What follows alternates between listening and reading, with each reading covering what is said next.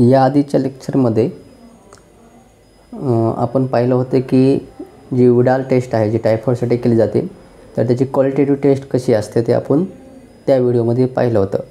आता आजच्या टेस्टमध्ये आपण क्वांटिटेटिव्ह टेस्ट पाहणार आहोत उडालची, म्हणजे त्याचं टायटर किती आहे आणि ते टायटर कसं काढायचं. म्हणजे तुम्ही जर एखादा पेशंट किंवा तुम्ही जर एखाद्या हॉस्पिटलमध्ये गेला असाल आणि तुम्ही उडाल तपासणी केली असेल तर तुम्हाला रिपोर्टमध्ये दिसतं की तुमचं उडाल 140 1:40 आहे आणि खाली पॉझिटिव्ह आहे, किंवा 1:80 आहे आणि खाली पॉझिटिव्ह आहे. तर ते 1:40 1:80 1:160 हे कसं टायटर काढलं जातं तर ते आपण आजच्या व्हिडिओमध्ये पाहणार आहोत. तर त्यासाठी आपल्याला मायक्रोपिपेट जे लागणार आहे ते जे राहणार आहे ते ॲडजस्टेबल असणं आवश्यक आहे, कारण यामध्ये आपल्याला जे काही सॅम्पल घ्यायचं आहे ते 5 मायक्रोलिटरपासून जवळपास 80 मायक्रोलिटरपर्यंत आपल्याला सिरम सॅम्पल लागणार आहे यामध्ये. त्याच्यामुळे आपली जी पिपेट आहे ते ॲडजस्टेबल असणे आवश्यक आहे.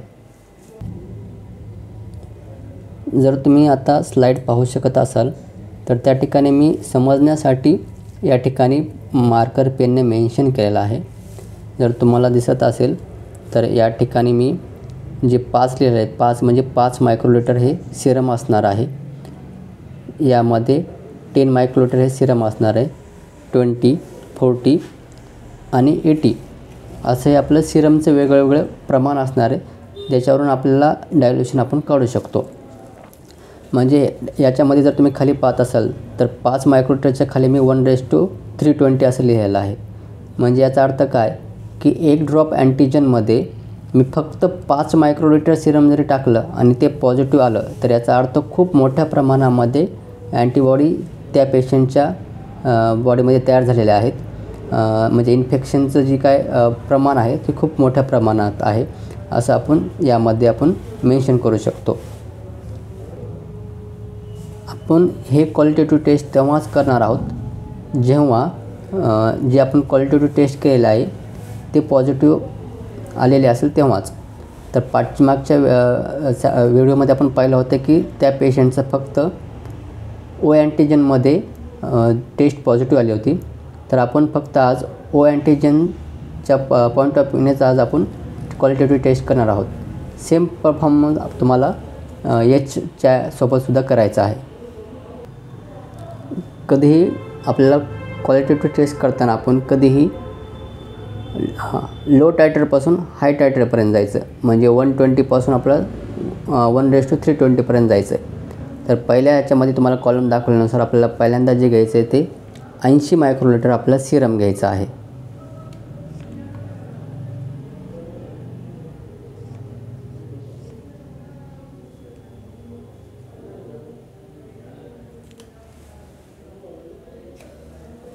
नंतर आपल्याला मायक्रोपिपेट ॲडजस्ट करून दुसऱ्या वेळेस आपल्याला त्या ठिकाणी 40 मायक्रोलिटर सिरम घ्यायचं आहे.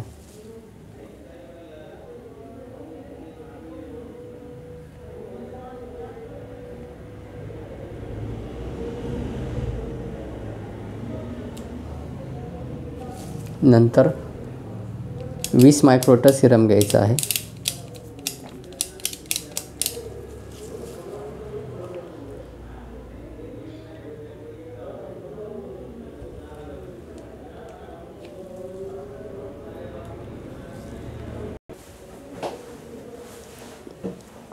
आणि नंतर आपल्याला पुढच्या ब्लॉकमध्ये 10 मायक्रोलिटर सॅम्पल घ्यायचं आहे. आणि लास्ट ह्याच्यामध्ये आपल्याला 5 मायक्रोलिटर सॅम्पल घ्यायचं आहे.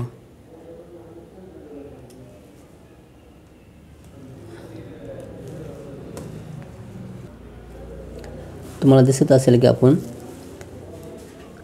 1 2 3 4 आणि 5 ह्या सर्व ब्लॉकमध्ये आपण सिरम त्या ठिकाणी जसं आपण या ठिकाणी मेन्शन केलेलं आहे त्यानुसार आपण त्यामध्ये सिरम टाकलेलं आहे. आणि आता प्रत्येक ब्लॉकमध्ये आपल्याला 1 ड्रॉप ओ अँटीजन टाकायचं आहे. आपल्याला प्रत्येक ज्या ठिकाणी आपण सिरम टाकलेलं आहे वेगवेगळ्या क्वांटिटीमध्ये त्या ठिकाणी प्रत्येक ठिकाणी आपल्याला 1 ड्रॉप हे ओ अँटीजन टाकायचं आहे.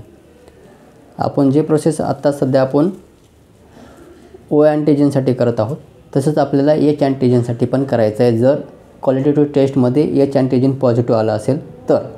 आता आपण पहिल्या व्हिडिओमध्ये पाहिल्यानुसार किंवा फक्त एच अँटीजनमध्येच आपल्याला पॉझिटिव्ह आलं होतं, तर त्यानुसार आपण फक्त आता ओ अँटीजनसाठीच टायटर काढत आहोत.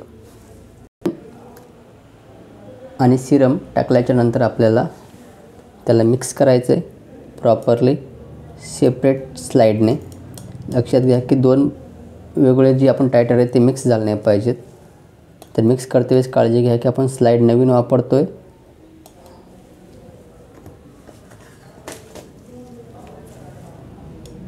या ठिकाणी तुम्ही स्लाईडसुद्धा वापरू शकता किंवा किटमध्ये तुम्हाला वेगळे सप्लाय करतात वेगळ्या किटमध्ये, तर त्यामध्ये दिलेल्या जे स्टिक्स असतात त्या स्टिक्ससुद्धा तुम्ही वापरू शकता. आता इथून पुढची प्रोसेस आपल्याला सेम करायची जे आपण स्लाईड मेथडसाठी केलेले आहे. म्हणजे काय करायचं आहे की आपल्याला थोडा वेळ दिल्याच्यानंतर याला रोटेट करायचे. रोटेट करताना काळजी ही घ्यायची की हे मिक्स झालं नाही पाहिजे.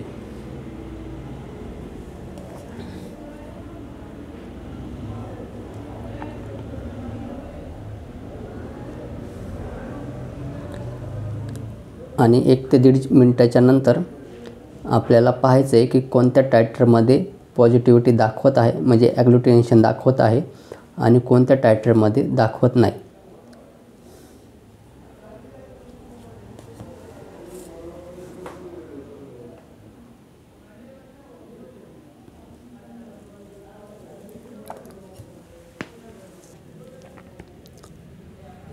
आपला 1.5 मिनिट झालेला आहे. आता आपण जर पाहिलं तर आपल्याला कळेल की 180च्या पाठीमागचे जेवढे काही टायटर आहेत त्यामध्ये पॉझिटिव्हिटी शो करत आहे आणि 160 आणि 120मध्ये नाही शो करत आहे. जर आपण जवळून पाहिलं तर आपल्याला क्लिअरली लक्षात येईल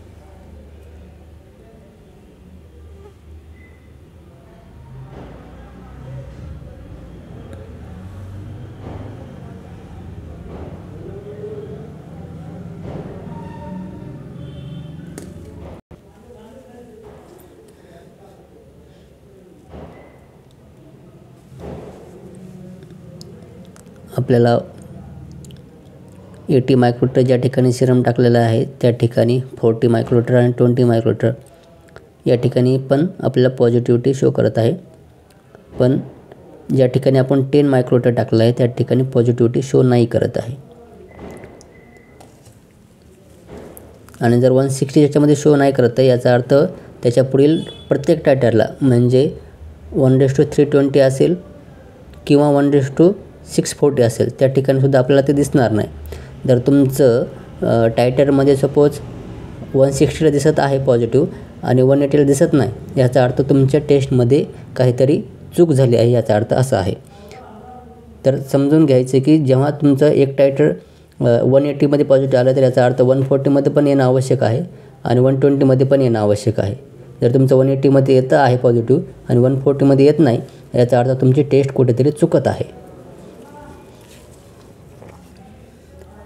आता याचा रिझल्ट कसा द्यायचा, तर या ठिकाणी जेव्हा तुम्हाला रिझल्ट द्यायचा आहे तेव्हा तुम्हाला त्या रिझल्टमध्ये मेन्शन करायचं आहे की 120 जी का टायटर आहे ते पण पॉझिटिव्ह आहे, 140 पण पॉझिटिव्ह आहे, 180 पण पॉझिटिव्ह आहे, पण 160 आणि 320 जे आहे ते निगेटिव्ह आहे.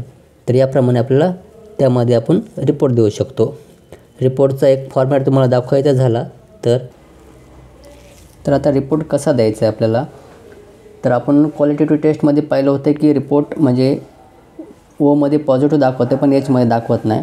तर त्यानुसार आपल्याला रिपोर्ट हा पॉझिटिव्ह आला.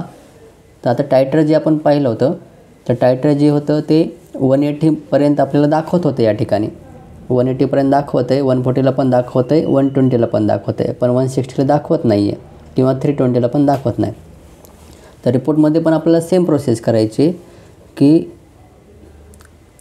याच्या समोर तर निगेटिव्हच आहे कारण ते क्वालिटेटिव्ह टेस्टमध्ये निगेटिव्ह आलं होतं, त्याच्यामुळे आपण त्याच्या प्रत्येक समोर आपण त्याला निगेटिव्ह देणार आहोत. आणि तसंच जर आपण आता ओ अँटीजनचं आपण टायटर काढलं तर त्या ठिकाणी आपल्याला दिसलं किंवा 120मध्ये पण पॉझिटिव्ह आलेला आहे, 140मध्ये पण आले आहे, 180मध्ये पण आलेला आहे. तर त्यामुळे आपण त्याच्या त्या समोर आपण ++ देणार आहोत. आणि 160च्या ठिकाणी आपल्याला तर आलेलं नाही टायटर त्यामुळे आपण त्याला मायनस मायनस असं मेन्शन करतो आहे. आता काही जणांचा प्रश्न असेल की या ठिकाणी जे 140 दिलेलं आहे त्याचं टायटर कसं काढायचं. तर सेम यानुसार जसं या ठिकाणी मेन्शन केलं आहे की आपण या ठिकाणी 1:320ला आपण 5 मायक्रोलिटर सिरम घेतलं होतं.